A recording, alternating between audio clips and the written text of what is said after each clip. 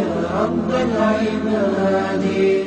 وانتشت روحي وصار الدمع يجري، يا إلهي خذ بقلبي للرشاد. أشرقت نفسي بنور من فؤادي حينما رددت يا رب العباد. وانتشت روحي وصار الدمع يجري، يا إلهي خذ. Alhamdulillah, the Sheikh's travelled quite a distance to be with us today. He's his first visit to Europe, and inshallah first of many. Imam Abdullah Madun was brought up in USA. His family was originally from the Nation of Islam background, but after studying for a while, he came into Orthodox or Sunni Islam. Following that, he went to Medina University and studied there for a few years, and then he went to the United Arab Emirates to continue his studies. After returning from his studies, he was involved in great grassroots dawah work in Chicago. Inshallah, without further ado, I'll pass over the platform to Imam Abdullah Madun.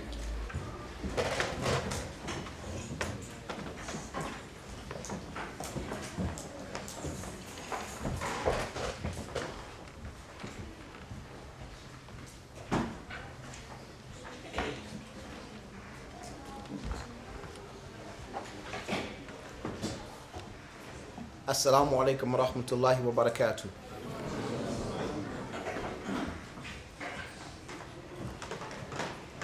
أعوذ بالله من الشيطان الرجيم بسم الله الرحمن الرحيم.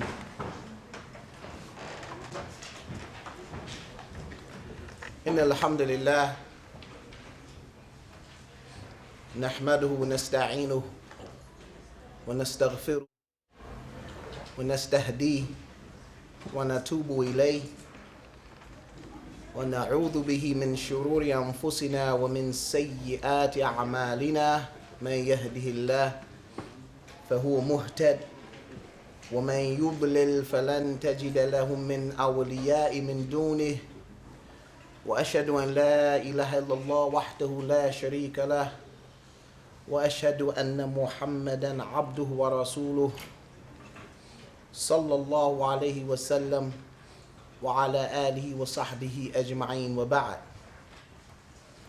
الحمد لله الذي أنار قلوب عباده المتقين بنور كتابه المبين وجعل القرآن شفاء لما في الصدور وهدى ورحمة للمؤمنين. I thank Allah subhanahu wa ta'ala for allowing me this golden opportunity to come here and meet my brothers and my sisters in the Deen here in the UK. As our beloved brother Ma'ruf mentioned, that this is my first time here. And alhamdulillah, I'm gradually becoming a lot more comfortable. As you know, things are quite different here in comparison to the US. And one of the things that was, as I mentioned in some of my previous talks, one of the things that I found first and foremost strange was the steering wheels on the opposite side. And also I found strange that you drive on the opposite sides or the different sides. I can't say the wrong side because who's to say it's the wrong side, but you drive on the opposite side, so it would be very difficult. I was just actually telling one of the brothers who was taking me home yesterday that if they just got 100 Americans and just brought them here and said we would give you 100,000 pounds just to drive for an hour without an accident, we would all lose. Because the minute we make turn or do that little turn, and I don't know, still don't understand why you all have this little spin around thing. That's really crazy. So it's just really, really interesting here, and alhamdulillah. And then of course, they tell me I can't talk because my English is not really English. We say dance, you all say dance. So I'm trying to get it, inshallah. I'd like to also thank Brother Ma'aruf and the Al Hikmah organization for inviting me here and giving me this opportunity. Any chance that we have to do something in the service of furthering the cause of Islam, then this is a great ni'mah from Allah subhanahu wa ta'ala. As the Prophet sallallahu alayhi wa sallam used to say, Alhamdulillah ala ni'mat al-Islam wa kafa biha ni'mah. He would thank Allah and praise Allah for the gift and the favor of Islam. And Islam is sufficient as a favor. It is enough as a favor from Allah subhanahu wa ta'ala.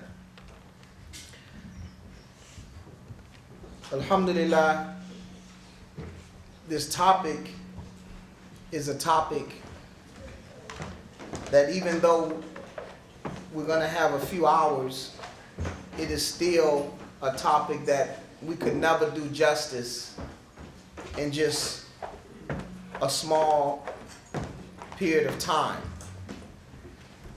And this Shaitan's matrix, which I still really wasn't quite understanding this matrix thing, like this is some kind of movie, but it is an issue that every single one of us must pay very close attention to. And alhamdulillah that we have the Quran as a guide to inform us and give us an understanding of this reality of this enemy that has vowed to work hard at taking us to hell.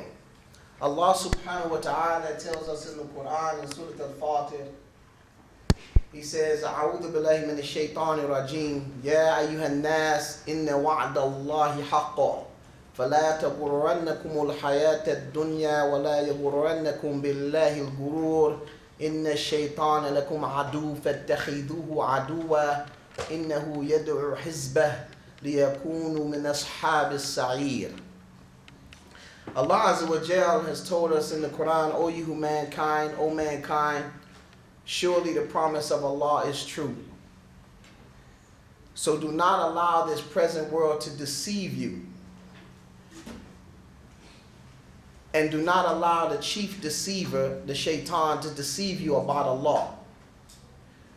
For surely Shaitan is an enemy to you, mankind. So treat him as an enemy. Take him as an enemy.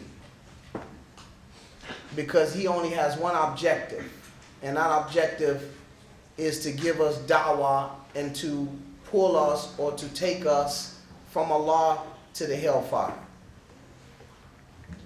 So Allah subhanahu wa ta'ala is warning us to be very careful first and foremost about the pomp and glitter of this dunya, of this world that we live in which Shaitan uses this dunya as a means to distract us away from Allah.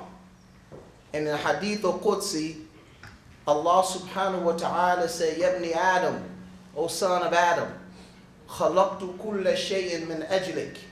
I have created everything for you. I have made everything subservient to you. وَخَلَقْتُكَ مِنْ أَجْلِي. And I have created you for my sake.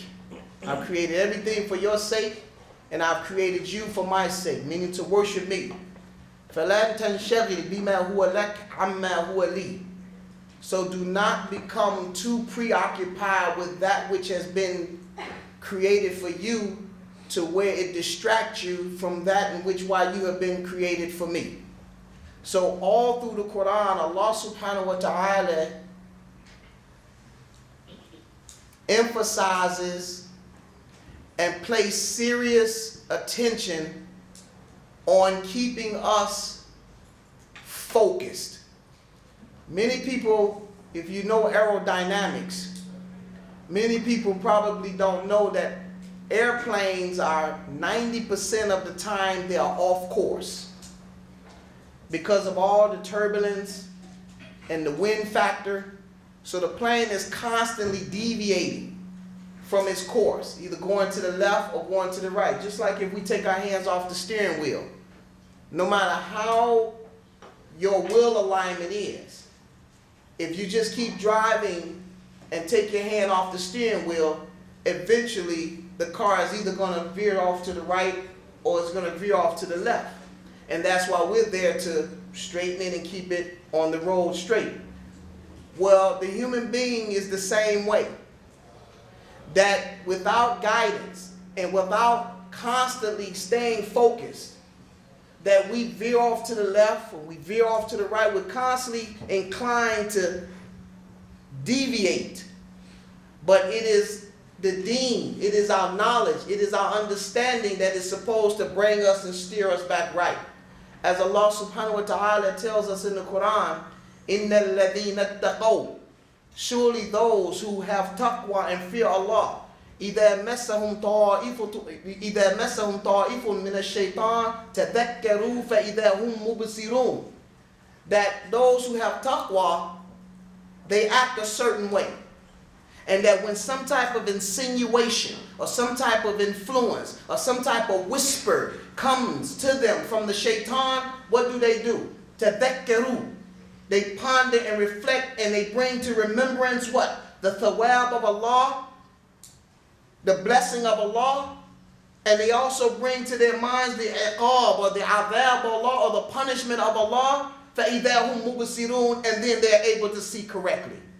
So here the knowledge is very important of the shaitan, because we have two types of enemies. We have the enemy that we can see and we have the enemy that we cannot see.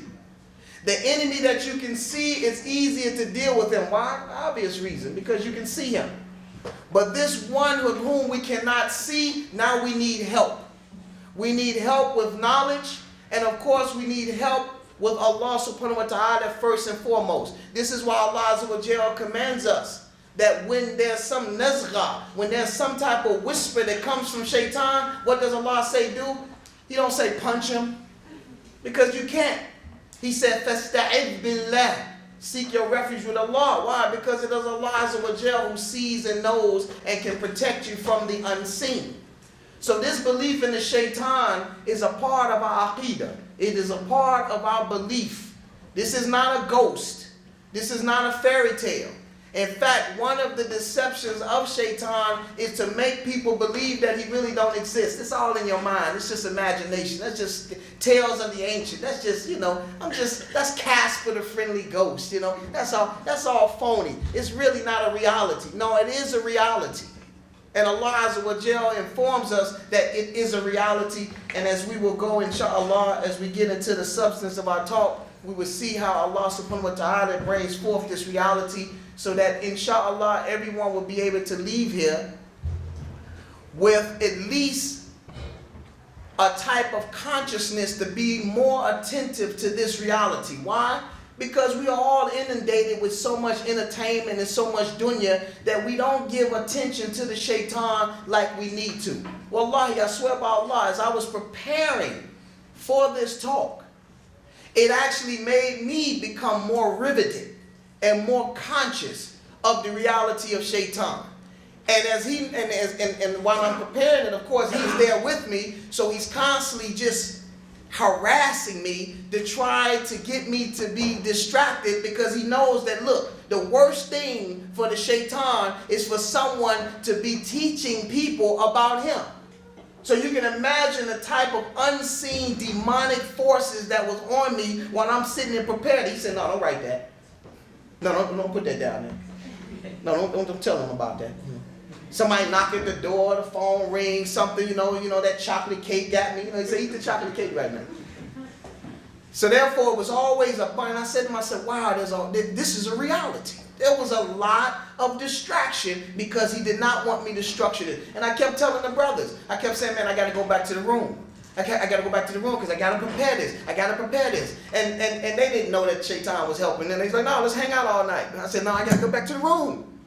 These guys never sleep. I don't understand that. I'll never come to England again.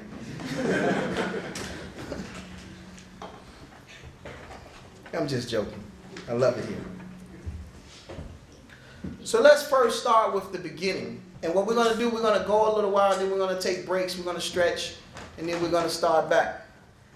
First and foremost, I want to do a little drill that I always do, a little test. I like everybody to put their hands out.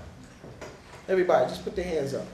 This is not some American trick where we talk about, oh, just calm down.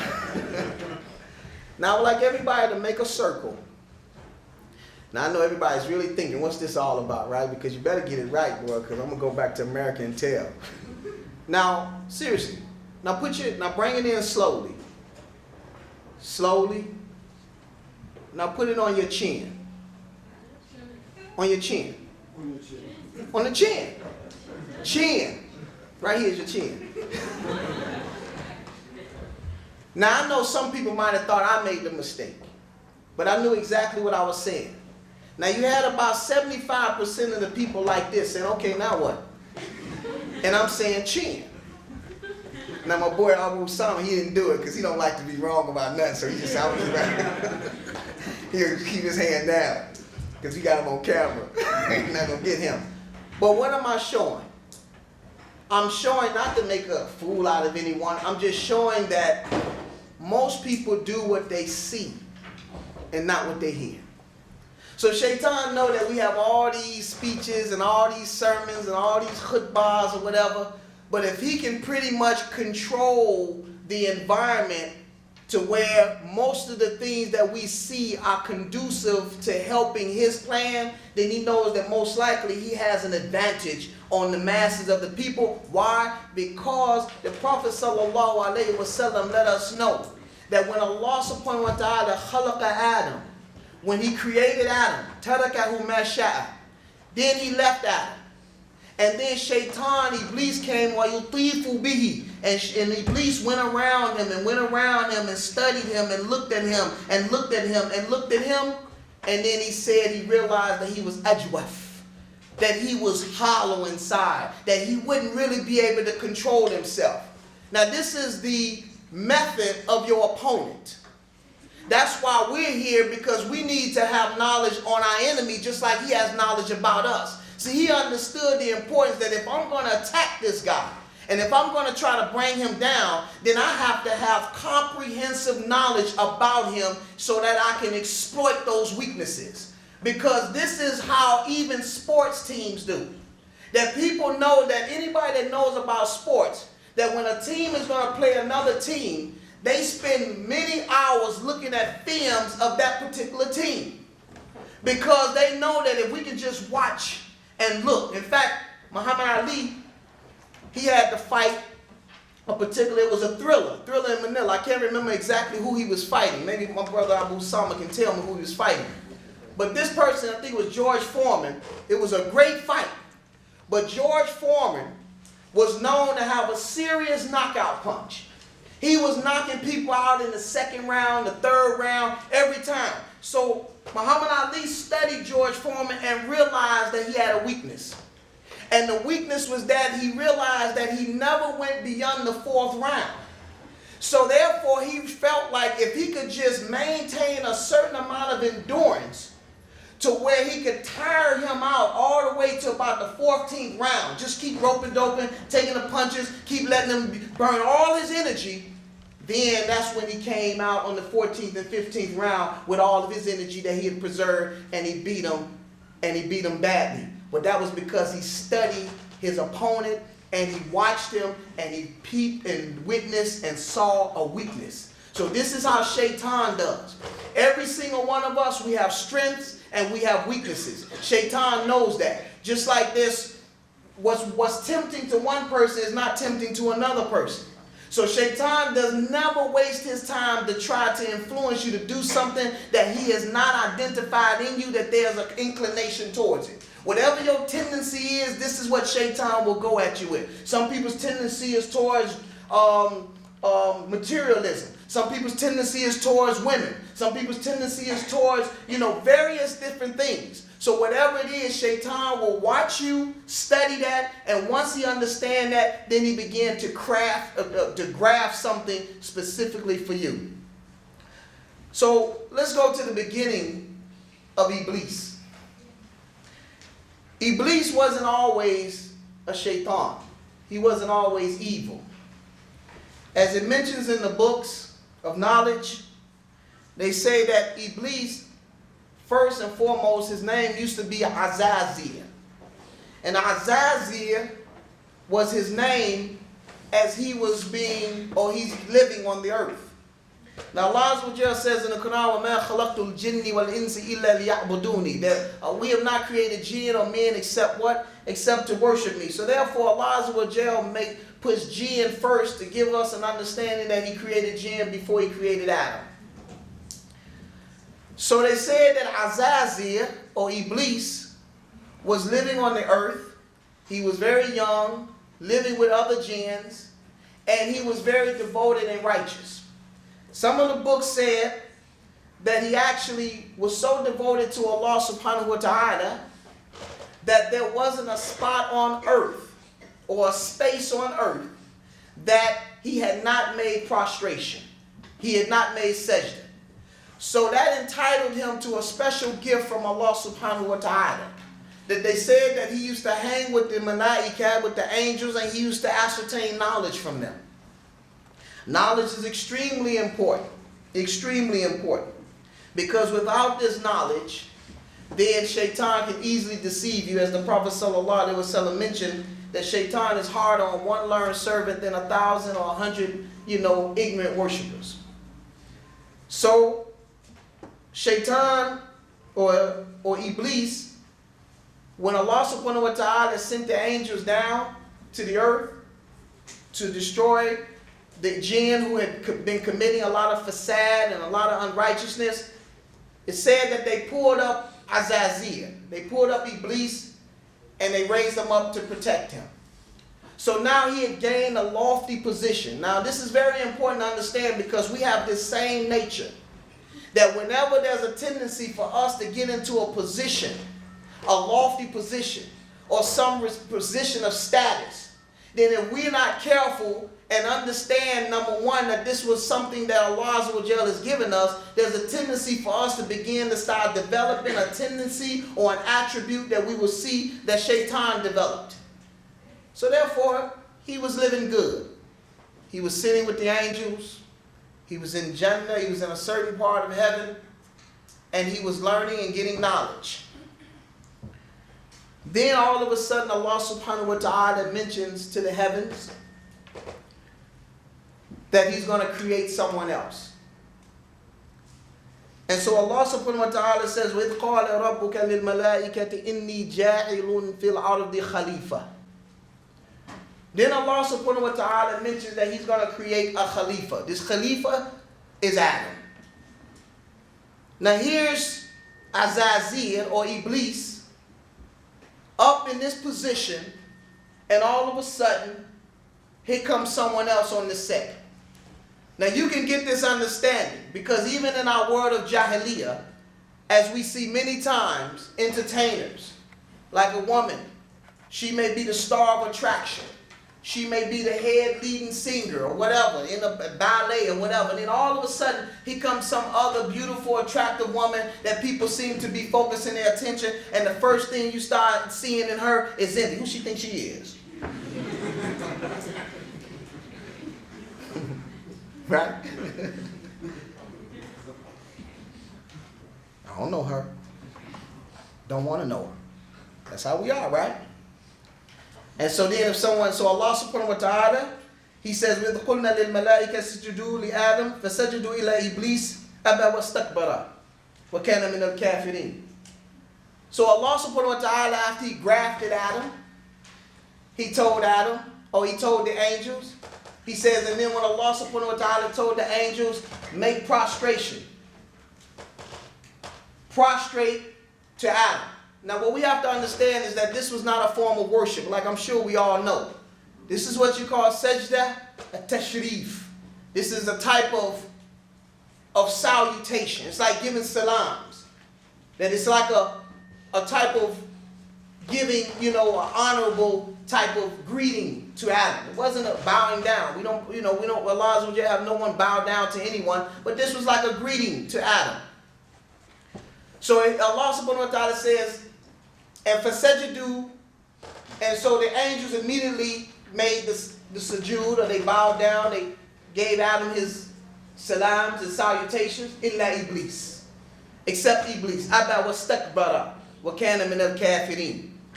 Allah subhanahu wa ta'ala says he refused to do so.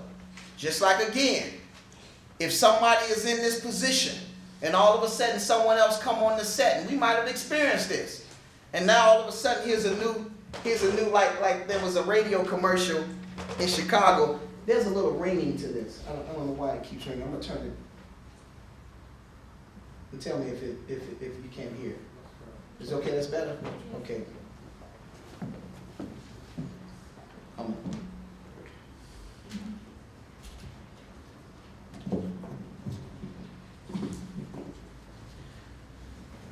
In Chicago, there was a radio commercial about a man who would take off work so much. So he called in one day and he told the boss, he said, yeah, Mr. Stanley, I'm sick again and I don't think I'll be able to come in today. So at that time, Mr. Stanley had gotten fed up. So he already had Bob there. So he said, don't worry about it, Nick. I have Bob. So he said, who? He said, I have Bob. He said, I think I feel a little bit better. I'll be there. I'll be there by 12. He said, oh, don't worry about it. We got Bob. So when this other person comes on the set, automatically there's something there. So Allah subhanahu wa ta'ala tells us, he say that Adam was created and Iblis all of a sudden, he refused. Now, a lot of people think, a lot of Muslims, unfortunately, sometimes they have a tendency to kind of think that just because Allah says that he spoke to the angels and everybody bowed down except Iblis, that it has a way to imply that perhaps Iblis was an angel. But we know that Iblis wasn't an angel simply because of other verses in the Quran. And one verse is that Allah says that the angels that they cannot disobey Allah subhanahu wa ta'ala at all from what they've been commanded, and they do everything that they've been commanded. They can't disobey Allah.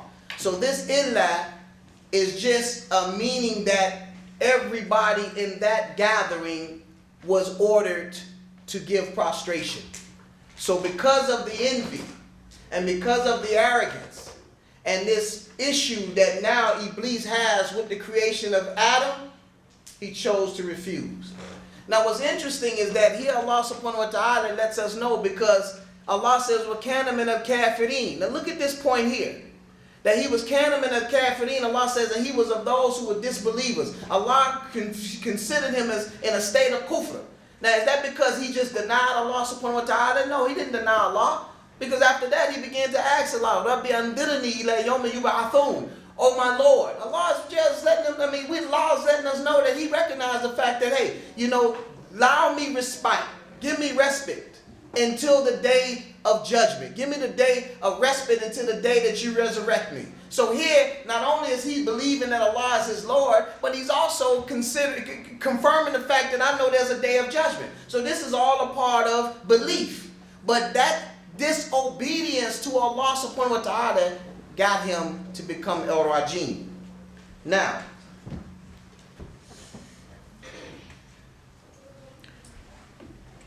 in Surah Al-Kahf, Allah subhanahu wa ta'ala, he tells us, وَإِذْ قُلْنَا لِلْمَلَائِكَةِ, Allah brings again.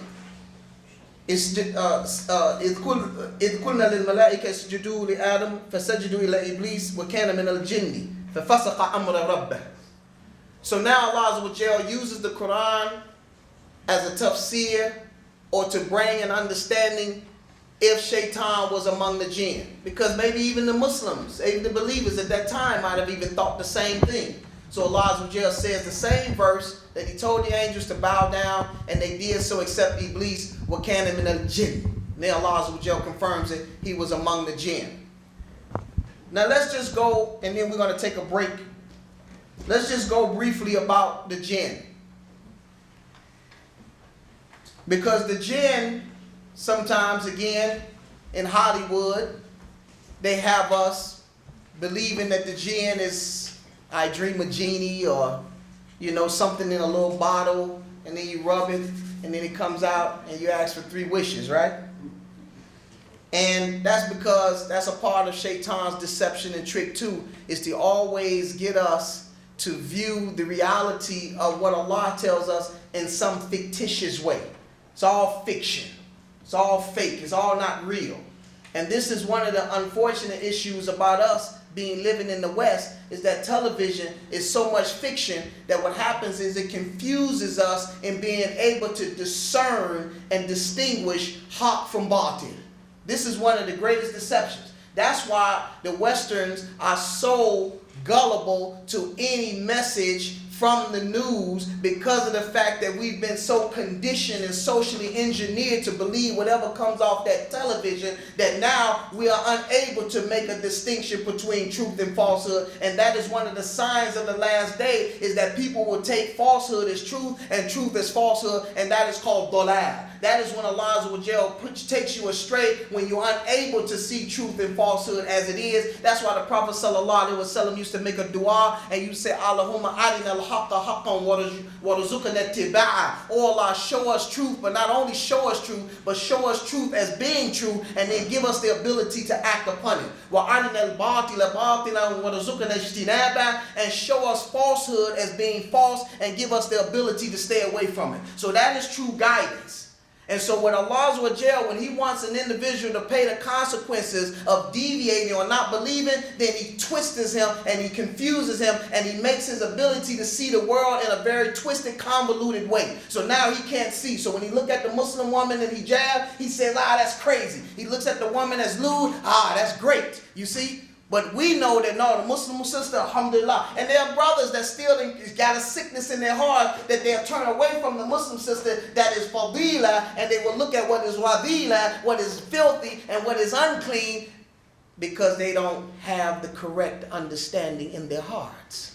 And I'm not saying all non-Muslim women are fadila. We're just talking about the lewd, those that are exposing themselves immodest and being used by the shaitan. So Allah subhanahu wa ta'ala says that he was min the jinn, فَفَسَقَ رَبَّ أَمْرَ رَبَّ. So now the jinn, Allah subhanahu wa ta'ala uses the word jinn in a general sense. It says that there are jinns that are Muslims, and there are jinns that are non-Muslims. There are jinns that are kafirs. So therefore, whenever we say jinn, just because shaitan was among the jinn does not mean that every jinn is a kafir.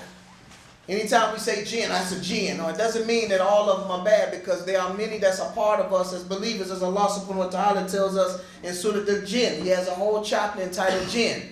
And he says, وَإِنَّا مِنَّا الْمُسْلِمُونَ وَمِنَّا قَاسِطُونَ.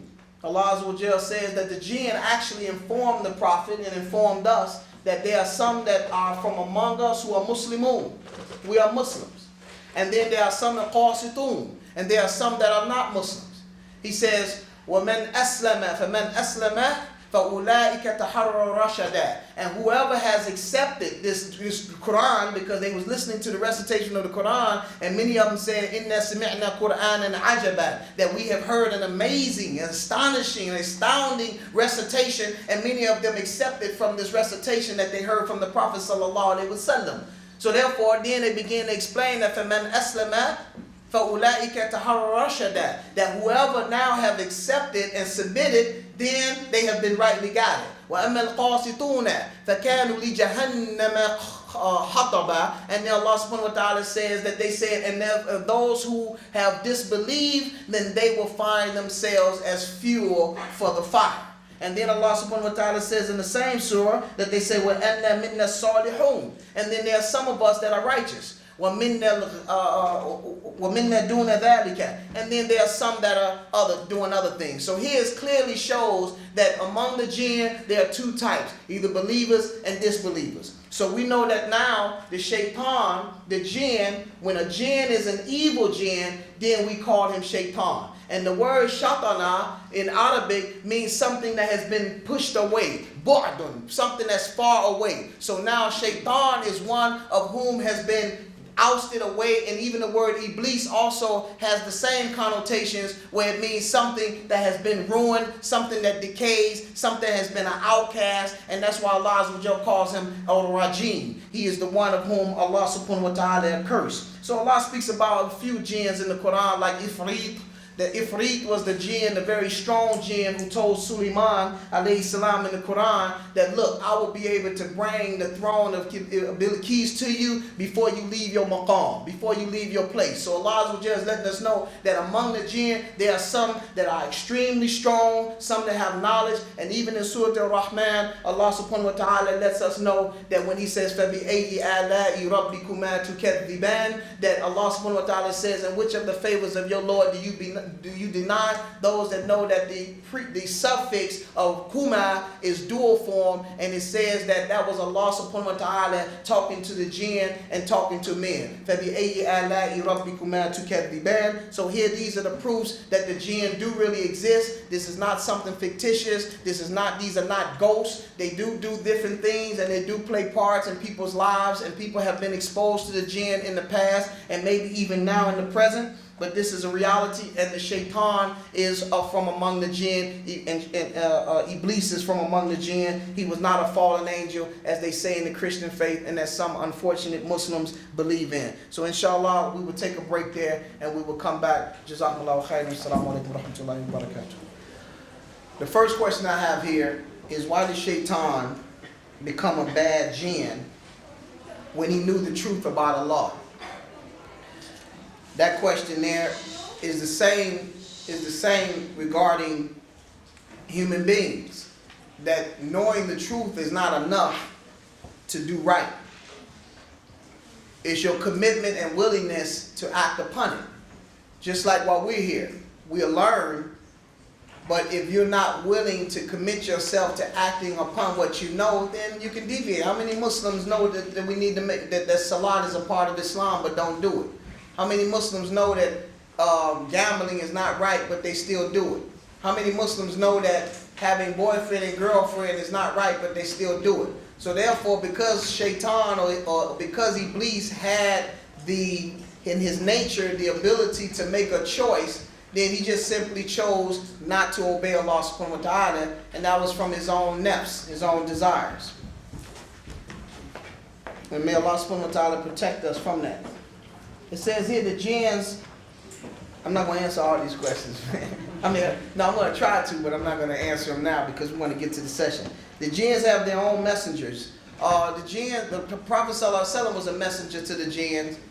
So Allah subhanahu wa ta'ala sent messengers to the jinns, and he sent messengers to mankind. But the last prophet, Muhammad ﷺ, and I can't recollect about if they had special jinns in the past, but we do know that the Prophet ﷺ was sent as a messenger to all of the jinns and all of the worlds, as Allah says, وَمَا أَرْسَلْنَاكَ إِلَّا رَحْمَةً لِلْعَالَمِينَ, that we have sent you as a mercy to all of the worlds. And the jinns are actually, they have to abide by, within their own world, they have to abide by the Quran and abide by the Sunnah of the Prophet ﷺ, but within their own realm, and only Allah subhanahu wa ta'ala knows that part of the unseen. It says here, and then I'm going to just put some of these to the side. How do fortune tellers work? Many times they are correct. How is it possible? Because they are fortune tellers, from what I understand. They do have ability to work with the jinns, and so they tell many lies. But also there's sometimes that's part of their game. That's part of their trick, is that many things that they may say, and this is something that Muslims got to stay away from. I don't know if they have them here, but in the newspapers in America, they have what they call horoscope. And inside of the newspapers, they have, well, if you're a Cancer, you're a Capricorn, you know. Do they have that here? Okay, so then somebody say, I'm a Capricorn, and then they look and say, yeah, I'm gonna hook up with a Cancer. You know what I'm saying? So she started looking around for this Cancer. You Cancer? No, you know. You know what I'm saying? So this is not what we do. These are all lies. The Prophet ﷺ actually said that they will communicate with people and tell them a whole lot of lies. It may be one truth mixed with 100 lies. And so sometimes these fortune tellers, they may get it right because the jinns may communicate with each other's jinns. Everybody has a jinn with them. And so someone's jinn, if this jinn communicate, I'll tell you a story. I'll tell you a story that one of the imams, I can't remember exactly which one, I don't like to misquote it, but one of the imams during the time in the past, the Muslims were challenged with a person that came to claim that he could follow, or he knew the unseen. This is another reason why knowledge is important. So this person came claiming that he knew the unseen. And so they said, well, prove it. So he told all the men to gather some pebbles in their hands, and he would tell them how many pebbles they actually have in their hands. So they all did it. And so he went, and each one of them, he told them, you got 7 pebbles in your hand. You have 9 rocks in your hand. You have 7 in your hand. You have 10 in your hand. And each of them was, he was corrected each one. So they were amazed at how he knew the unseen. So they went to this imam, I think it was Imam Malik, but I'm not sure. But they went to the imam, and they said, this man here is claiming to know the unseen. He said, well, what is he saying? He said, well, how does he prove it? So they told the imam, they said, he was able to let each one of us know how many pebbles we had in our hands. He said, take me to this man. So they took him to the man. So he said, are you the one that's claiming to know the unseen? He said, yes, absolutely. So he said, okay, what you want me to do? He said, grab some pebbles. I can tell you how many pebbles in your hand. So he grabbed the pebbles. And so he said, now tell me how many.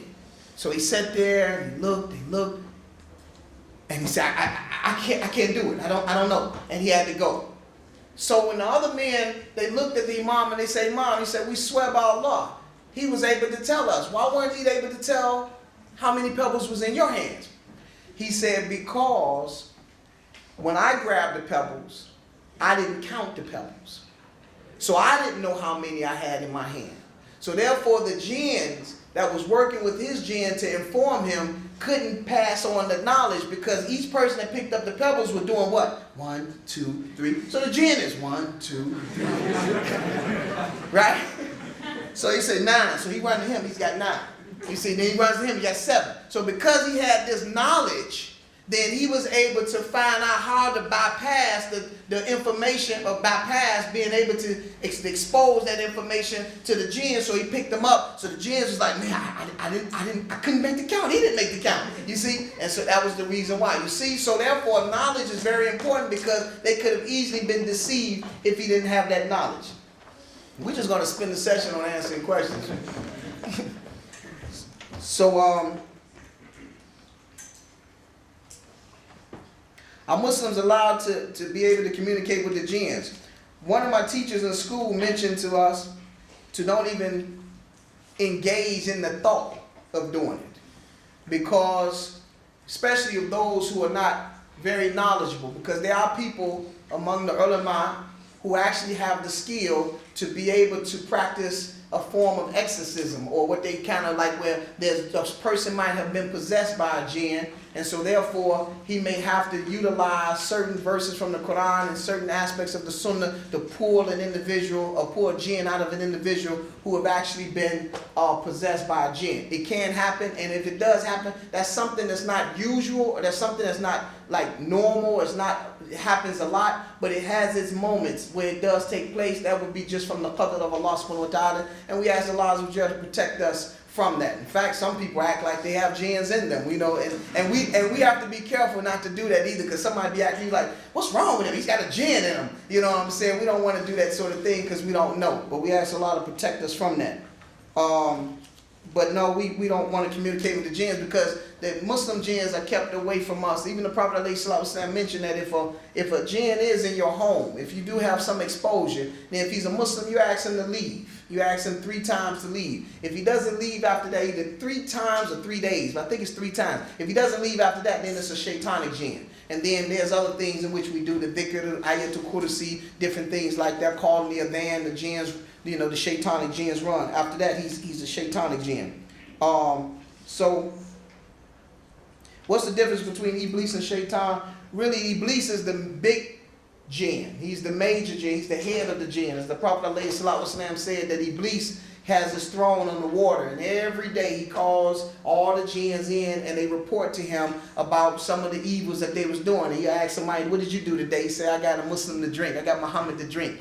Any Muhammads in here? I don't want to use Muhammad. You better be like, "How did he know?" A jinn must have told. And then he'll say that he got somebody else to miss salat. So you be telling him, that's nothing. And then another person would say, "Man, I did not leave these people until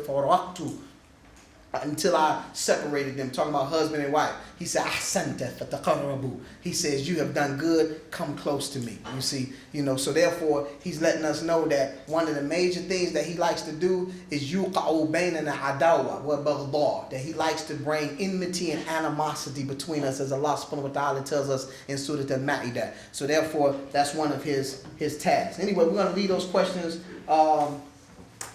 Don't get upset if I haven't responded to your questions, because inshallah we will get to it. So now we were just discussing in our last session about how first and foremost Iblis wasn't always a shaitan, and then he became the shaitan when he refused to obey Allah subhanahu wa ta'ala. Now some of the ulama says that Allah subhanahu wa ta'ala takes more serious his commandments than his prohibitions. Now, it doesn't mean that he's light on one and then he, is kind of, serious and stringent on another one. But I'm always encouraging Muslims to be very mindful of the commandments of Allah subhanahu wa ta'ala.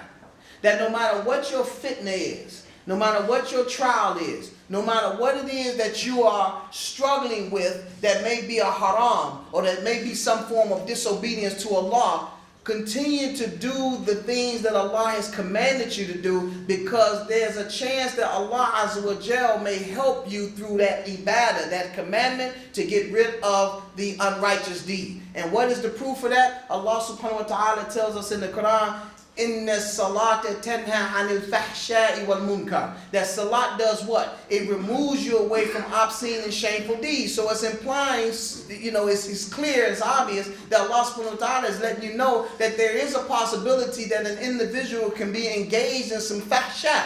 He can be engaged in some unrighteous acts. He can be engaged in some obscene act. But if he continues to make the salat by fulfilling this arkan, by praying with khushu', with ikhlas, sincerity, that Allah subhanahu wa ta'ala will eventually, and does the ayat implies that Allah, as soon as you make your 5 salats, now you're not drinking no more, you don't want to gamble no more, you don't know. It means that with consistency, mudawwa, man, if you consistently do this, then inshallah, Allah will allow your salats and your righteous deeds to take you away and remove that love for that thing in which you have, that is a fitna for you. And this is the reason why those that are in the field of dawah, that one of the incorrect things that we do when we give people dawah, wallahi, sometimes Muslims don't understand how to give dawah, and that is the first thing that we do is zero in on what somebody is doing and tell them you can't do that.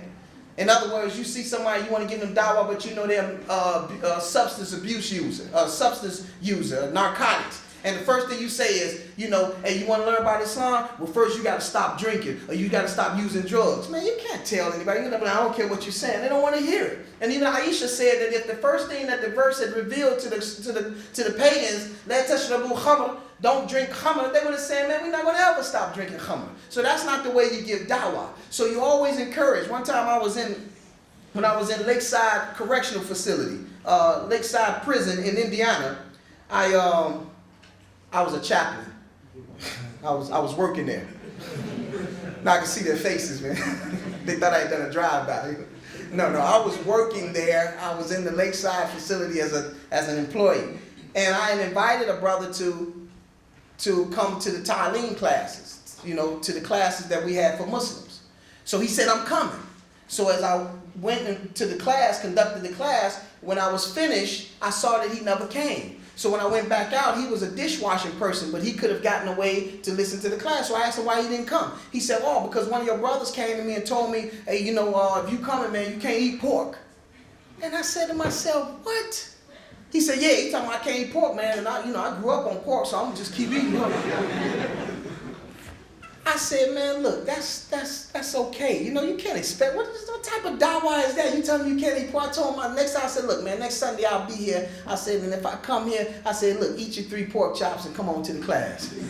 That's how you do. You don't start off like that. So therefore, we have to be very careful on how we give the dawah to the people. We don't start off by directly talking about what it is that they're doing or what it is that they're, should be doing. That's not the way we do it. We don't even do that with Muslims. So, of course, then I mentioned, of course, how Iblis turned into Shaitan. Oh, I was just mentioning also that, so Allah subhanahu wa ta'ala is saying that, look, regarding Iblis and Adam, there was a difference. Adam was tempted to do a haram. So, therefore, he made tawbah and Allah subhanahu wa ta'ala forgave him.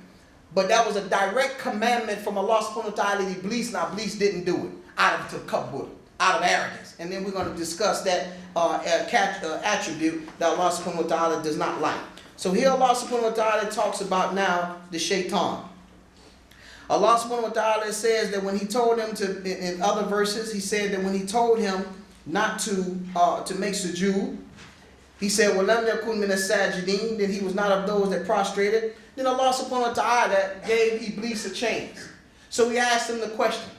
فَقَالَ مَا مَنَعَكَ أَلَّا تَسْجُدَ إِذَا أَمَرْتُكَ قَالَ أَنَا خَيْرٌ مِنْهُ. Here, Allah subhanahu wa ta'ala says that he asked Shaitan, what is it that prevented you from bowing down when I commanded you to do so? How did he respond? Ana khayru minhu. I'm better than he is.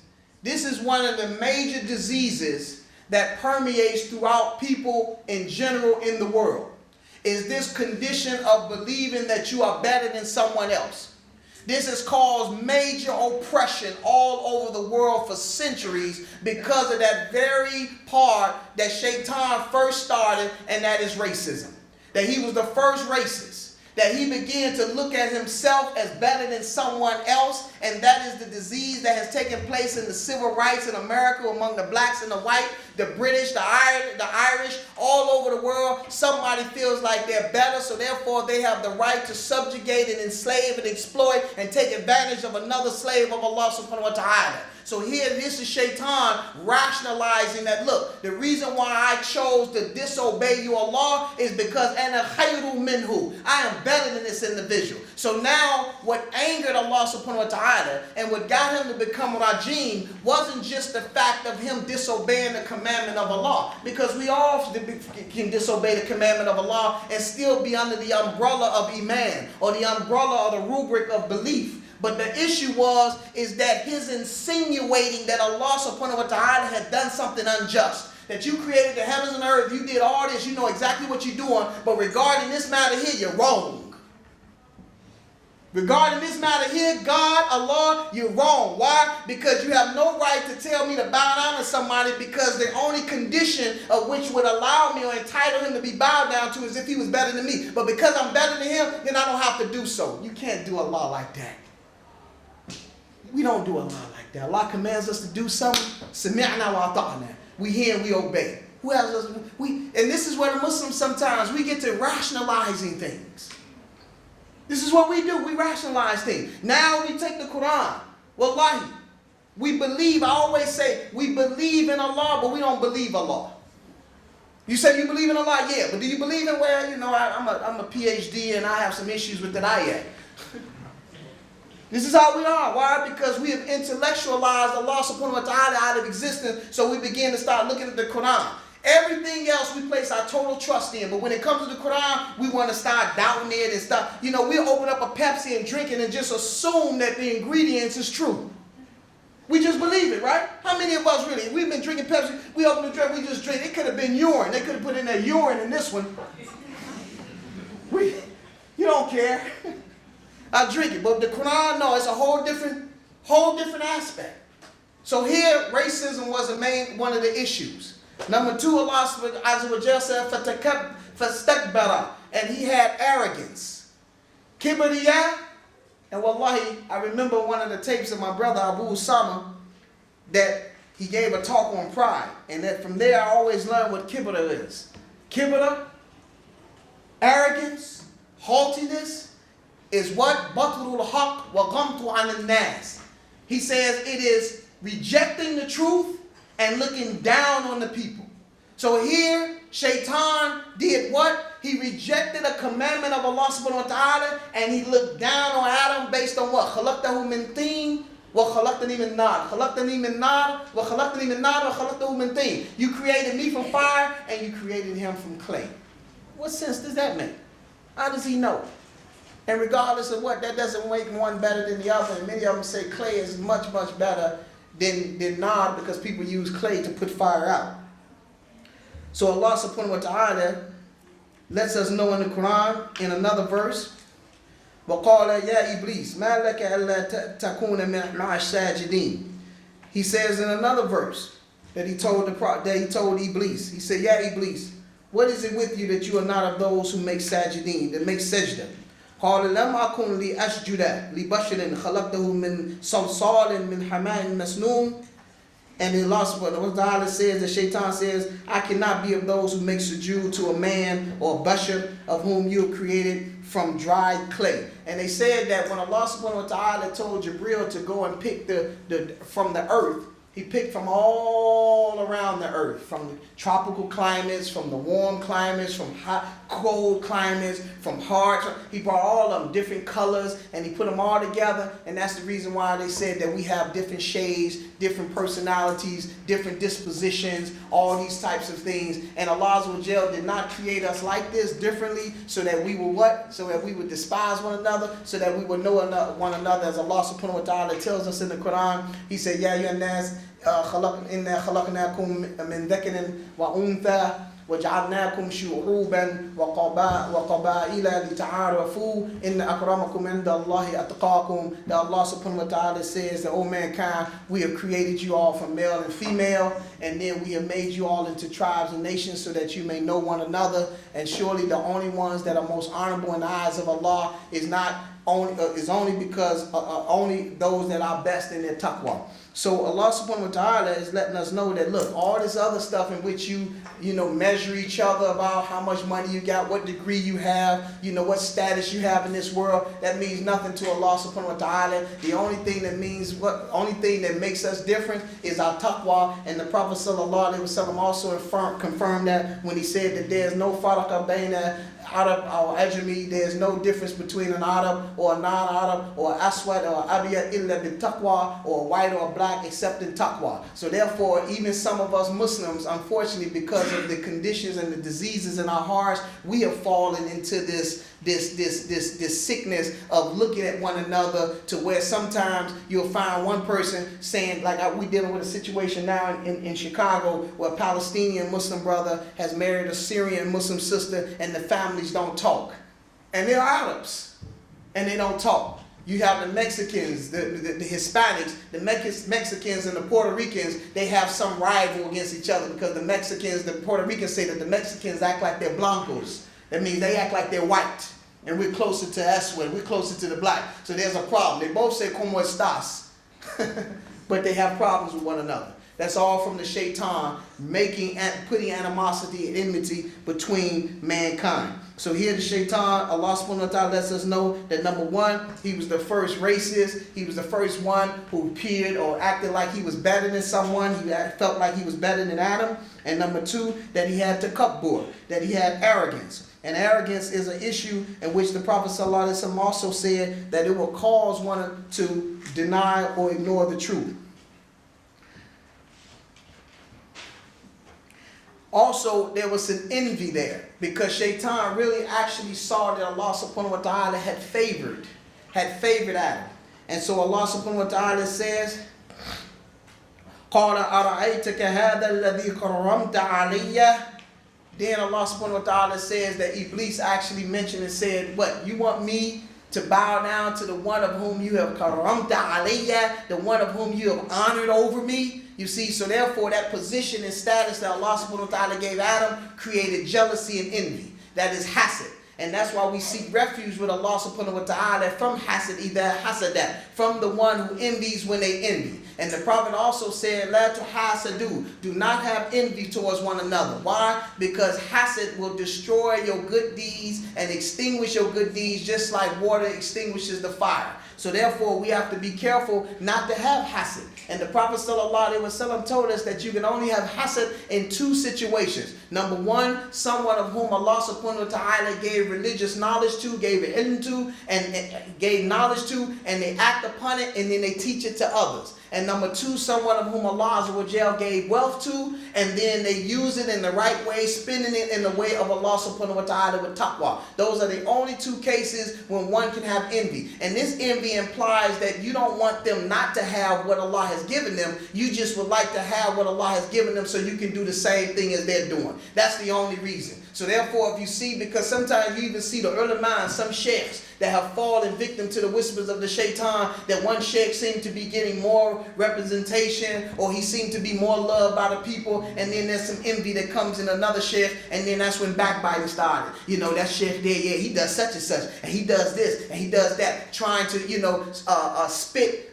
besmirch the image of someone else because of the envy. And that's why the Prophet ﷺ, when he was asked, because we have to really be careful with the tongue. And when he was asked by one of the Sahaba, Ya Rasulullah, ma afdalul Muslim, he said, which is the best of Muslims? He said, the one that what salim al muslimuna bi lisanihi wa bi yadi. He says, the one of whom what the Muslim is safe from his tongue and from his hand. And when you look at how the Prophet ﷺ worded this, why did he say tongue first? Because he words it based on its gravity, based on its weight, that the tongue is worse than the hand. You very seldom hitting a Muslim, but boy, you definitely talking about him. You see what I'm saying? You see, so the tongue is more dangerous than the hand because we very seldom fighting one another, but we besmirching, we're lying, we're using our tongue to slander, to backbite, to destroy a person's reputation. So the Prophet ﷺ made lisan first and foremost so that we can pay attention to that more than the other.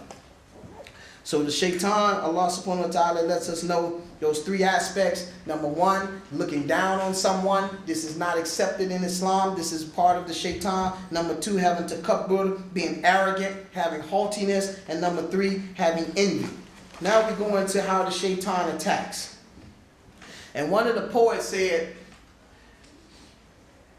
he said, Araftu sharr la li sharrihi. He says, I learned evil not just for the sake of evil, but I learned it in order to what? To avoid it. So whoever does not know jahiliyyah, whoever does not know ignorance, or whoever does not know evil, yaqa'u fi, then he will find himself falling into it. So it's very important that we understand jahiliyyah, that we understand the evils. Nobody's saying, because, you got to really be careful. See, I'm in the UK, so I don't know how you all are, but the social psychology of Americans is really interesting. When you start talking about, so you have to know evil in order to know how to stay away from it, then the brother believes that now it's time to go to the club because I need to know, how it is. And so he's in a pub or he's in the casinos, hey, I just need to know the evils.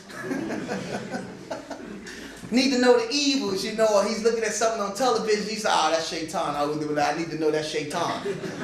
You know what I'm saying? Now, that's shaitan, and that's a real shaitan there. You know what I'm saying? But it's all learning, no, we don't mean it like that. We just mean that sometimes you may even have to learn something from other people. Like a lot of times when I'm talking to the youth, I don't listen to any music, so I don't know who's the singers out there now. So I have to talk to people and ask them, now give me some of the names of the new rap songs and who sings the songs out or whatever. And then I come and I give a talk. And they say, man, the sheikh listen to all those. No, I don't.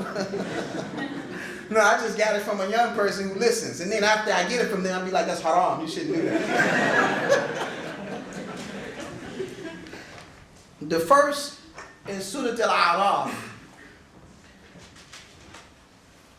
the Prophet